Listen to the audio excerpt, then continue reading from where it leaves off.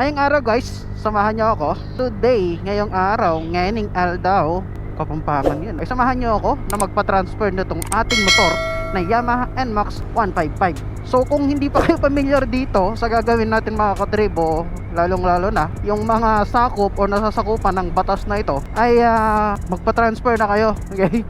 So kung nag-aalaman kayo, hindi nyo alam kung paano, ano ba yung step by step, kung magkano, ano yung mga pupuntahan, samahan nyo ako natapusin tong vlog na ito. At itutur ko kayo at bibigyan ko kayo ng complete guide at kung magkano yung kompletong nagastos ko at yung mga gagawin. Okay? So itong bagay na ito, itong pagta-transfer po ng ownership ay hindi pare-parehas or so case to case basis. Yung iba kasi may iba't ibang kaso sila. Kunyari yung seller, yung dating may-ari ng motor ay hindi niya na makita. Okay? Tapos yung iba naman lost paper, kung saan walang ORCR or walang orig na ORCR. So for today's video, ngayong araw, pag-uusapan natin, samahan nyo ako kung paano magpa-transfer ng ownership.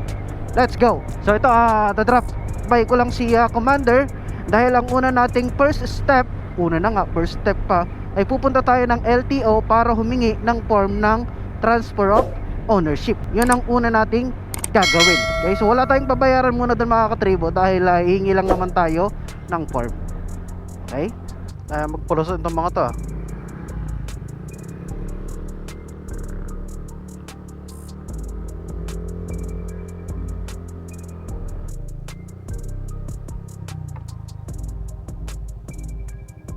Drag mo na yun Kunin mo naman yung jacket mo. Sige, hindi.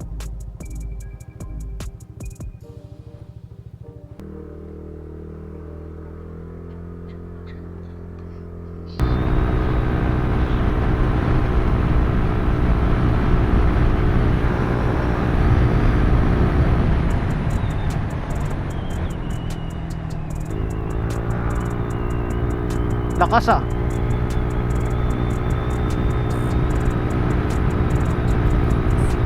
sumisipol.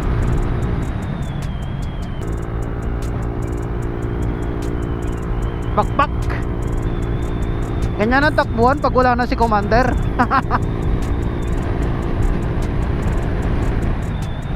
So marami siguro ang nagtataka sa inyo or hindi pa alam kung paano ang tamang proseso ng pagpapatransfer ng ownership. So this could be the complete guide para sa inyo mga katribo, para sa mga wala pang idea, 'di ba? Kasi alam ko sa inyo, marami sa inyo naguguluhan, tatakot, baka daw magastos, ganito ganyan. Depende yan mga katribo. Ganda tumunog ng JBT pag high speed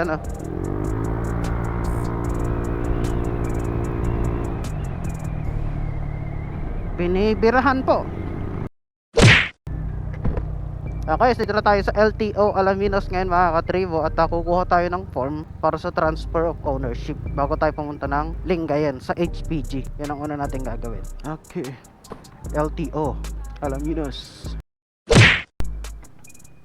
Alright, so ang una natin gagawin mga katribo or susunod na natin gagawin mga katribo ay magpapa-stencil. Hindi ko alam kung saan.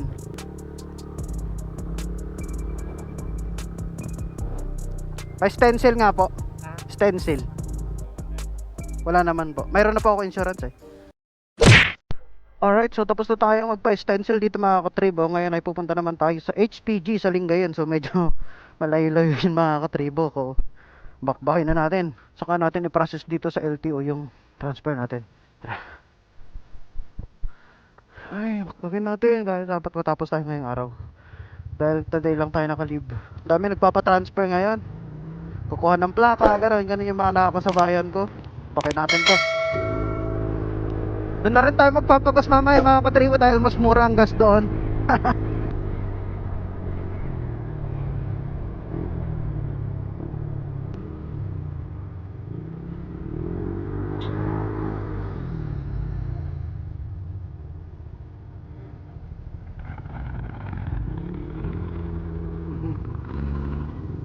Pinapasukan tayo ni Master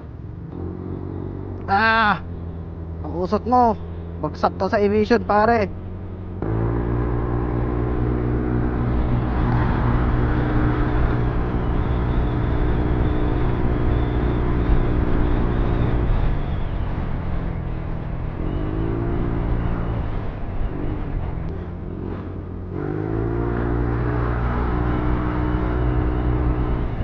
Wala akong masabi sa overtaking power ng NMAX.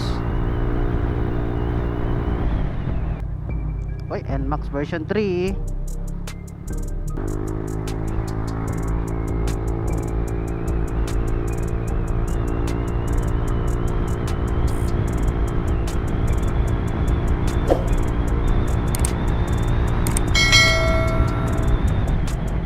Ang kapit ng bagong preno natin mga katribo.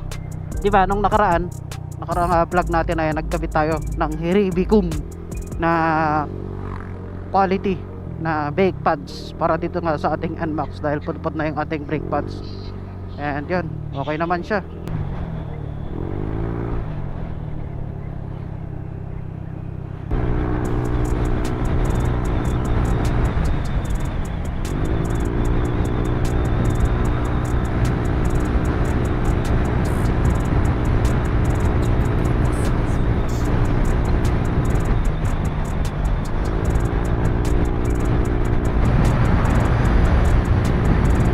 Grabe oh.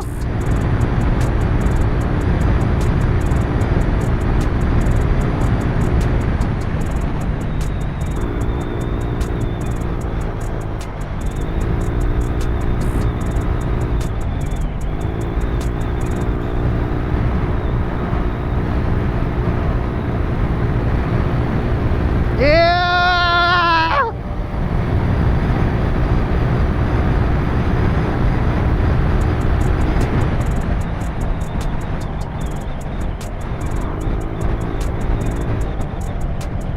Iba, hinahanap talaga ng katawan ko yung may buga. Ay, may buga, may bira. Maganda dito sa NMAX mga katribo, dun sa ginawa nating set sa ngayon ay okay siya sa overtaking. Wala akong masabi, talagang birang bira mga katribo. Ang kulit oh, napagabala sa atin yung click. Pinauna ko na siya, ayaw ko siyang patulan eh. Pero kanina pa yun bumubuntot mga katribo.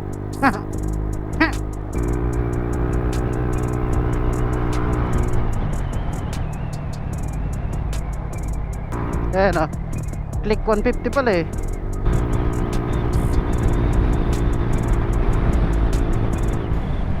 Babayo.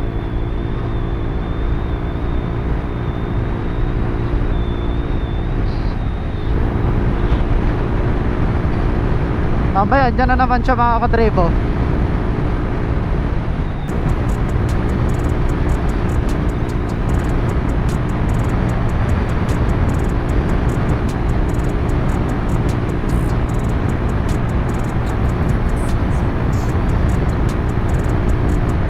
Bakit natin tong bangkingan ng sol mga katribo.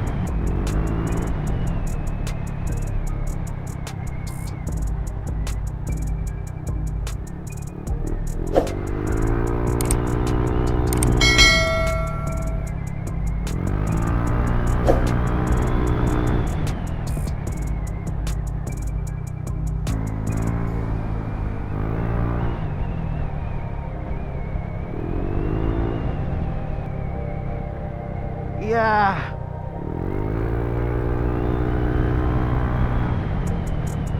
Ang ganda ah.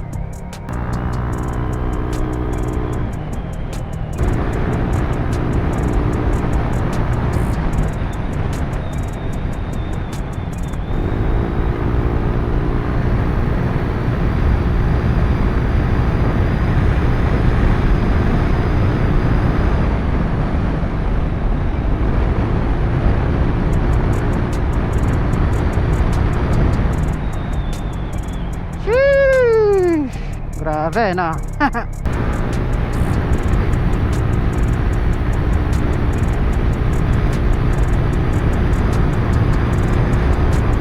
Bako sa 100.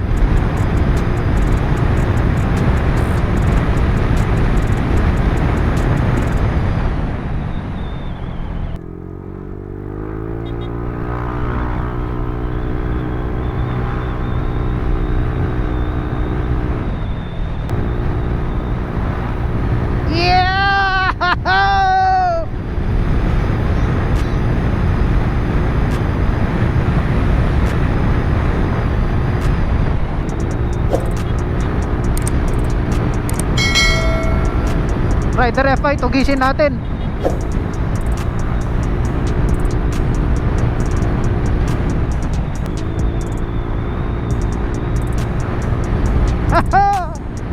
Binakbak talaga, binakbak.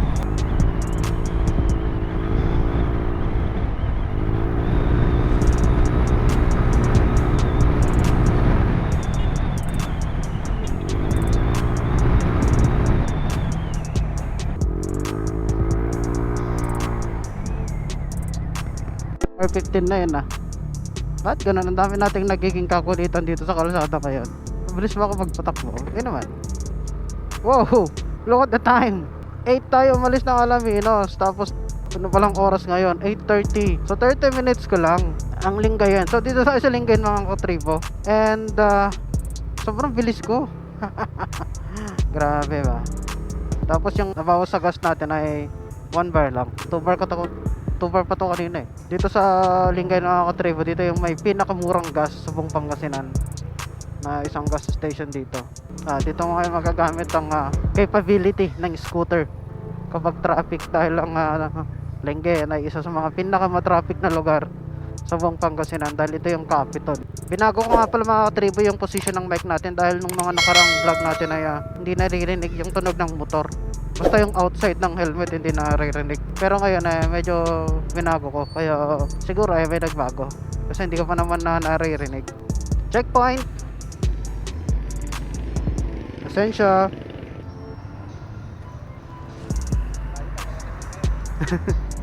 Tinignan lang naman yung lisensya. Ay, teka po. Si Popso, kapag ka mga ganun mga katribo, courtesy lang. Tapos huwag kang bomba ng bomba. Traffic palala, main.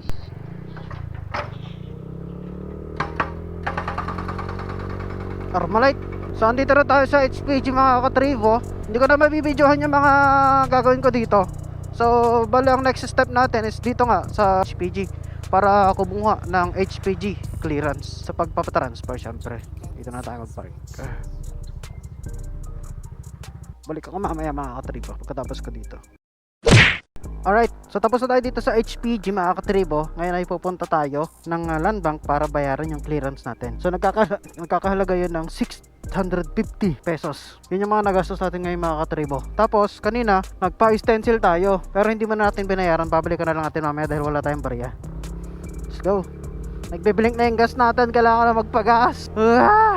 Ito yung sinasabi kong pinakamurang gas station sa buong Pangasinan mga katribo. Kaya dapat pag andito ka magpagas ka na. 51 lang oh. Sa iba niyan 57 ganun. 250 po premium. Di ba? Malaki-laki yan. Yan oh, full tank. Let's go. One way ba dito? Di ba pwedeng pumunta doon? Pwede. Tapos kakanan na lang ako. Dahil one way na dyan eh. Dito. Tapos ikot doon. Ganon. Galing Dito na yung BGMP mga katribo, provincial. Pag gumawa ka ng kasalanan, ikaw ay makukulong dyan. Yes sir. Tapos kakaliwa tayo dito. Ito tayo ng land bank mga katribo. Malapit lang yun dito eh. Pero again, hindi na naman natin yun pwedeng i-document dahil bangko yun. Baka tayo makasuhan, diba? Mahirap naman. Land bank, nasaan ka na? Bakit kaya dito pa pagbabayad? Pwede naman siguro doon na lang sa diba? Pwede ba doon? Wala. Ayaw kong pag-parkingin. Ito na lang. Layo pare. Mahirap dito, walang parking na maayos. Alright, so may HPG clearance na tayo. Okay na. So ngayon mga katribo ay magpapa-xerox na tayo ng ating clearance. And then, pabalik tayo ng HPG para sa ating inspection. Bait ni sir kanina thank you pa. Pinapark niya ako dito. Dahil walang parking dun sa tapat ng LBC, ay ng land bank pala. So xerox muna natin, tag 2 copies. Then yan. So nagastos natin doon ay 650. Tapos sa Xerox mamaya mga katribo. Nagmamadali ako dahil natagalan ako dun sa land bank. Grabe, grabe. Dito tayo magpa-Xerox. Xerox natin to, tagda 2 copies. Alright mga katribo, so nagbayad tayo ng 8 pesos para dito sa Xerox copy natin. 650 plus 8, 658. Yun ang nagastos natin. Ngayon, balik na tayo ng HPG mga katribo. Madali. Dapat 12, andun na ako sa Alaminos LTO para makahabol ako ng cut-off na 3 PM. Buti na lang, mabilis tong motor natin. E-bike pa nga. Inspect na tayo ng motorsiklo mga katribo. Alright mga katribo, so ngayon inaantay na lang natin yung stencil dahil pinasok na sa loob yung ating papel. Andito tayo ngayon sa may HPG, tapos antay na lang natin. Pagkatapos na, antay na tayo pumunta ng LTO para i-process niya yung ating transfer. So, okay, so okay na tayo dito sa HPG. Pupunta naman tayo ng LTO. Ay, nakakapagtaka, bakit sobrang tagal naman ng mga process ngayon? So around 12:55 na, sana umabot tayo. Sana umabot pa yung transaction natin ng LTO. Kumain na rin tayo para tuloy-tuloy ng laban. Let's go. Bakbak na naman to. Doon sa LTO mga katribo, medyo matagal-tagal din yung process doon. Pero sana umabot tayo. We can not afford another day na naman para mag-absent. Hirap pare. Tara na!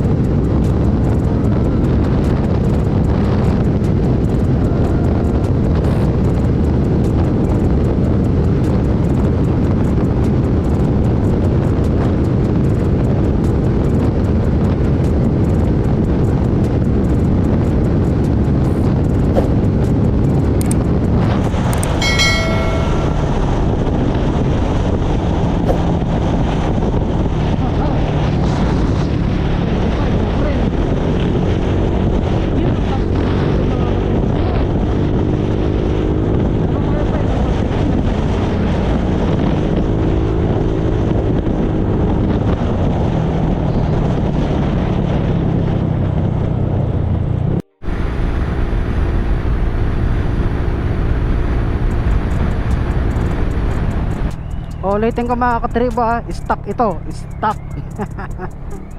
Stock na ginagawa kong kargado kong pagpatakbo. Stock ang motor, kargado ang driver.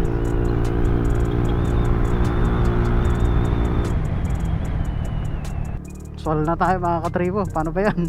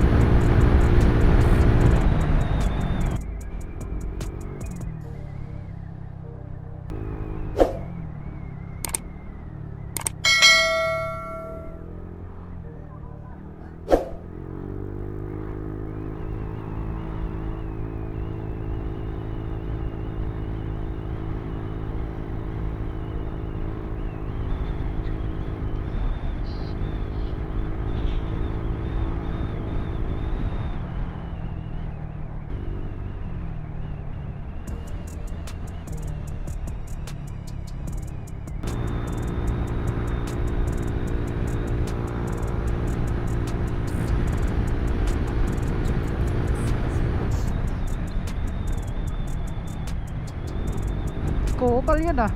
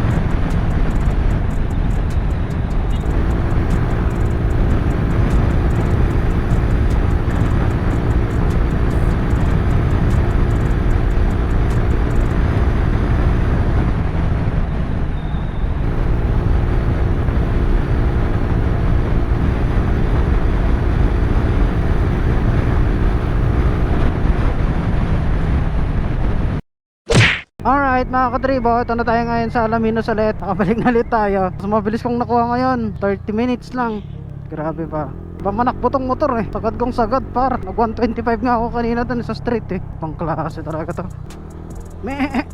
Kaya hindi talaga nakakapagtaka tong motor na to. Talagang marami nagkakagusto kasi talagang all out ang performance niya. Hindi ka ipapahiya. Kulang lang ako ng set dito pero mas mabilis pa doon. Wala pa akong pinalitan sa bola, wala pa akong pinalitan sa springs. Stock yan mga katribo. Tanging pulley set tsaka groove bell. Pero tingnan nyo naman yung takbuhan, di ba? Baon kung baon par. Nakabalik na tayo dito sa LTO mga katribo. At itutuloy ko. Dito natin itutuloy. Tingnan natin kung magkano yung babayaran natin dito ngayon. Yun LTO. Let's go. Alright mga katribo, so andito na nga tayo sa may LTO ngayon mga katribo para nga i-process na yung ating transfer of ownership. Medyo matagal nga dito, inabot ako ng 3 hours. So ang nangyari pala dito mga katribo ay nag-request na rin ako ng replacement ng ating plaka dahil nga nawala yung ating plaka. So yung expected ko na babayaran natin na 1,000 pesos ay naging 1,600 pesos lang. So sa mga nawalan ng plaka dyan mga katribo, ang kailangan yung i-accomplish na papers, yun nga po yung accomplishment na kung saan yung affidavit of loss. Tapos yung xerox nyo yung ORCR ninyo at nagkakahalaga ang affidavit of loss ng 500 pesos. Para naman po sa mga magpapatransfer ng ownership, ang kailangan nyo pong accomplish ay yung deed of sale, ID ng seller with 3 specimen, 3 signature nya, original ORCR at yung HPG clearance po. Kailangan nyo rin po pala mga katribo na i-xerox yung lahat ng original papers ng 2 copies at bumili kayo ng 3 na folder. At makalipas nga ang 2 oras mga katribo ay ito na, binigay na sa atin yung ating ORCR. So ang binayaran nga natin dito sa may LTO mga katribo ay 360 pesos dahil nag-request nga tayo ng ating panibagong plaka. Yung bayad po sa CR mga katribo ay wala dahil papalitan lamang naman nila yon. So ito nga yung total na binayaran natin dito sa may LTO mga katribo. So ayan, 360 pesos po.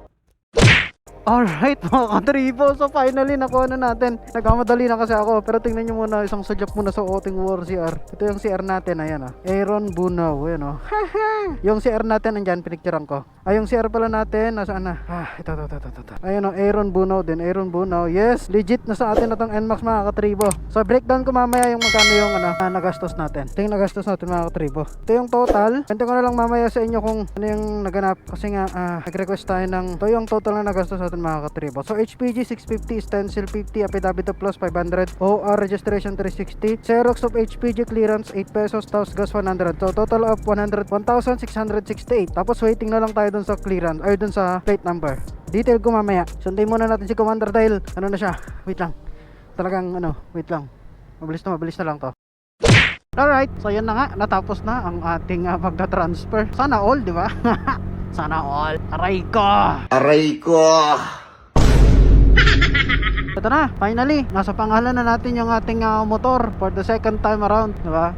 Sana nakatulong tong video na to. Hindi naman ito, basta sinare ko lang sa inyo mga katribo kung ano yung experience at kung paano, magkano ang magpa-transfer ng motor ngayong 2025. Para hindi ka na maguluhan, para hindi ka na karoon ng agam-agam sa iyong sarili kung paano, kung itutuloy mo ba ito. Yes, itutuloy mo po ito. Dahil hindi rin naman biro yung 5,000 na penalty kapag kayo ay nahuli na gamit nyo yung sasakyan o motor na hindi naman nakapangalan sa inyo. So magkano lang naman yung gagastusin mo? Ako ang nagastos ko lang 1.5 or 1.6 kamo na pati yung gas. Or i-compare mo dun sa magiging penalty mo kapag nahuli ka. As simple as that. Kung ano ba yung mas nasa isip mo, yung mahuhuli ka ng 5,000 o yung magpapatransfer ka, tsagain mo lang dahil medyo marami-raming kailangan, mahaba-habang proseso at yun. Kasi sa case ko mga katribo, since nawala ko nga yung ating plaka, pagawa tayo ng affidavit of loss worth 500 pesos, saying na nawala ko yung ating plaka at tayo ay humihingi ng duplicate plate. So nagbayad tayo ng 360 pesos for the processing fee at yung bayad doon sa mismong plaka or doon sa bagong plaka and so on and so forth. So yun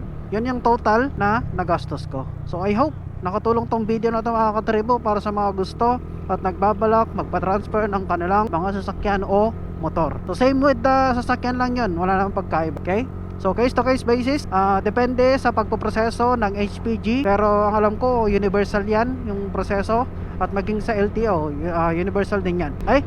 So yun, hanggang dito na lang muna. I hope nakatulong to at kita-kits tayo sa susunod na vlog. Like, share, subscribe, Aaron TV. Let's go. Yo, kasama na natin si Commander. Kaya lang muna kami motor. So finally, nakatransfer na. Ano masasabi mo sa akin? Thank you. Kasi Tinulungan mo ako. ayun yung motor, ayan napakaangas.